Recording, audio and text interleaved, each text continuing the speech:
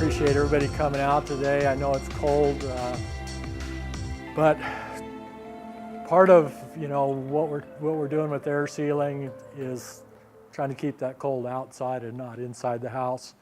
It's kind of like wearing a wool sweater in a windstorm. It just doesn't work.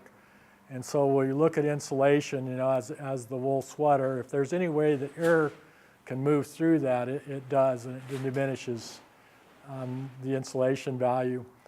And so when we talk about air sealing in general, it's something that's fairly new. It's been in the code for about the last 10 years.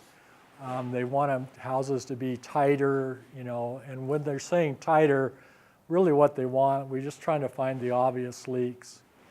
A lot of the houses that were built in the 70s and 80s they would leak between 7 and 12 air changes an hour. All of our heating and air conditioning actually heats and cools air. And so if we're losing that air 7 to 12 times an hour, we have to heat it and recondition it.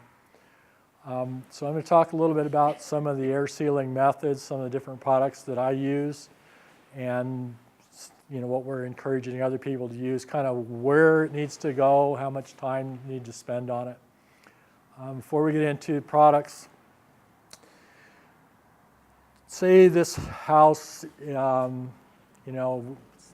you take a 1970s house that leaks 8 air changes. If you were able to get that down to 4, it has the same effect as doubling the insulation. This house is where you normally would come in probably around a 4 air change per hour. We're going to aim for 2 on this one. And so again, it has the same effect as doubling the insulation. So in this house, going from an R20 to an R40 wall or to an R70 ceiling, this is the kind of changes that we expect. It has a huge effect on air conditioning and heating. I live in a very tight house. I've done a couple of them. My annual air conditioning is less than $100 a year. And my level pay for gas on a 2,000 square foot house is $50. And we don't use a setback thermostat, and we don't turn it down. We just put it where we're comfortable and we leave it. And so this is where the payback is at. The other thing is that, by concentrating on very specific areas, we keep the noise down, we keep the dirt down. We don't have, I've never had a pest control. I've never had to spray. All of those things that are outside stay outside. And so these are some of the, non-financial benefits of it. But it does make for a very quiet and clean house. So we have, you can see I've done a little bit of the work. Normally what you're going to see in houses is this orange stuff, and I put some samples up here. I'm going to let you guys actually play with this stuff if you want. The orange is not very forgiving, and so you have to be careful where you put it because it'll hold the sheetrock back, and so you'll have the sheetrockers screaming at you. If the sheetrock can't pull up tight, it just pulls the screws through, and that's when they start cussing, because it will not pull up with this material behind it. On this other side over here is the window and door sealant, and it's quite a bit more forgiving. It doesn't have the expanding rate, so it's a little slower expansion. But the idea being that it won't jam the windows or the doors up, because of the expansion. And then when you go to put the sheetrock up against it, because it's more forgiving, then you don't have to worry about keeping everything super clean and trimmed up. The last product is this white material, and this is a kind of a new material. One of the things that we know is a pretty common leak in houses are these top plates, and you can see the clips up there. We have the clip, and then you have the nails themselves, and so that ends up being about 1/4 of an inch thick there, and when you put the sheetrock against it, it doesn't lay down flat. And so if you have any leaks in the wall, say, you forget to seal an outlet, air comes in here, runs up the wall, and it goes right past the clips up into the attic, and it's gone. If I come in with a thermal camera and I look at that outlet, the outlet will be cold, but it'll also have a streak going all the way up the wall where I can see the cold air is actually going all the way up and out the attic. And so what we're trying to do is we're trying to seal it at one point. We don't want to go in and seal every single joint. And envision a straw. You don't need to plug it at both ends to keep air moving from it. You just have to plug it at one end. So if I'm able to plug it at the top, then I don't have to worry about it at the bottom, because if air goes in there, it doesn't have anywhere to go. And so this is the whole idea. This product has only been out for about a year. This is a new product by Dow. And so you can see in other areas of the house where I've already done it. But it's a real soft water-based foam. And so it doesn't go off in the gun. You can wash it out with a garden hose. And if you get it on your clothes, it just washes off. But it doesn't have a lot of thickness to it, and so no matter how bad you get it on there, it sets down real nice on the drywall. So the drywallers will come in and they'll see this, and it's like, oh, what are you doing to me now? And then when they figure out that it squishes, then they're okay with it. The placement is a little bit critical, so I'm trying to get it between the two top plates, and that just gives it a little more area to bite. Getting in that groove a little bit. But the big thing is trying to bridge that gap over the clips. And I'm going to just do a little demo here to give you an idea of how fast this product works. And I've got it turned down a little bit so it's not too messy, but it's basically as fast as you can move the gun. No, there's no reason to caulk. It just takes the place of it.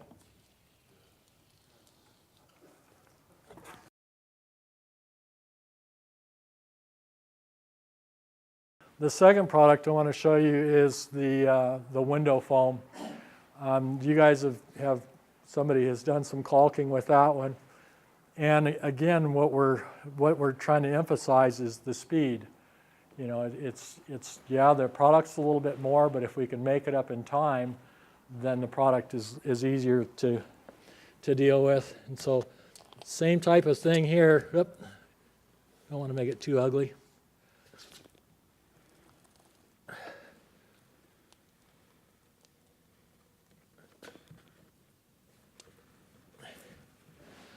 And with the yellow foam, again, you can come back and trim this out if you need to, if it's just too ugly. But the idea is to try to get a consistent bead. That the paper can sometimes create a little bit of an issue because it's trying to decide what side of the paper it wants to go on. This is a pretty large crack here, so it takes a little bit longer. But you don't really need to fill up the whole thing. What makes insulation work is the air gap. And so, I don't want to try to get the gun all the way down in there and shoot the whole thing. I've got a pretty good seal on the outside of the house. If I can get a good seal on the inside, that air gap, actually works to its benefit. And so we talked about doing the orange. The orange, like I said, it's just faster. It's got a lot more immediate expansion. So I use this on all of the penetrations where the wires go through the top plate. So we're trying to seal at the top plate, but these are obvious big holes going through here, and so we typically will seal all of those. Code doesn't require these, but again, we're trying to keep this air in this cavity and this air in this cavity. We're trying to keep that air from moving around, and so this can help a little bit. The last product is caulking, and there's places that have to be caulked where the foam doesn't work. One of those is this bottom sill plate right here, and another area that's commonly missed are the doors. And the doors are supposed to be set in sealant, and very rarely do I see that done. It takes a lot of material to do it right, and so it's supposed to be a squiggle pattern with 2 horizontal beads, and then set the door down in it and kind of, scooch it down in there. Without that, every time you open the door, it puts pressure on the house. You close the door, it puts pressure on it. You open it, So you've got this motion. You've got water. It's a door. And you've got a lot of movement. And so you've got a lot of things working against you on a door. And so not sealing that bottom threshold is one of those things that, like most everything we're doing, this is forever. These are all of those things that we can't go back and fix later. And so it's important that we try and get those in right. Also, on the electrical outlets, we don't want to use foam. It's not, typically it's not fire rated, and the electricians can get a little upset if you foam their boxes. So usually I'll caulk those, and we don't want to use a painter's caulk. Painter's caulk is purposefully blended to be smooth and easy to apply. It also has a lot of shrinkage rate, so that way you don't have to worry about getting too much of it in there. And so you can put a nice bead in there and lay it down, and then as it dries, it shrinks down in there.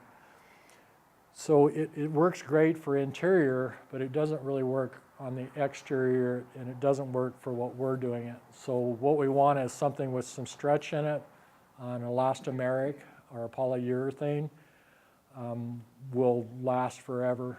If you look real close on these electrical boxes, they're not airtight. And so I don't know if you can see it from there. You can see the light shining through. Mm-hmm. And so again, we have an outside wall. If for some reason we don't get a good seal on that, we can get air moving through that. So I tend to concentrate on, the ceiling boxes. This is a direct connection to the attic. This is a metal box. It's not sealed, so I'll hit that a little bit. Around the can lights, we'll hit those. Before the drywall goes up, whatever we can. And so what happens with houses as they warm up is that air rises. That's just the nature of working. And as that air rises, it actually puts pressure up against the ceiling. And so these are minimal amounts, but it's pressure there. And in order for it to have pressure there, you have vacuum here. So you've got pressure up here. And then if you don't seal the bottom of that threshold, you got vacuum there. The same thing with these here, so it kind of think about it that way. But a lot of our loss is through the ceiling assemblies, through the tops of the walls. And so to give you a little bit of an idea about, this is kind of based on experience, this house just doing a normal, hitting the holes around the plugs and stuff, will probably come in about 4 air changes. Adding this extra around the top plate is good for 1 to 1.5 air changes. I'm gonna come back after the drywall and make sure I've got another seal at the drywall itself around all of the ceiling stuff. That's good for 1/2 to an air change right there. And so by doing 3 or 4 steps versus the 1-step approach, we're hoping this house will come in about 2 air changes. And if it does, it'll be very, very comfortable and very cheap to operate.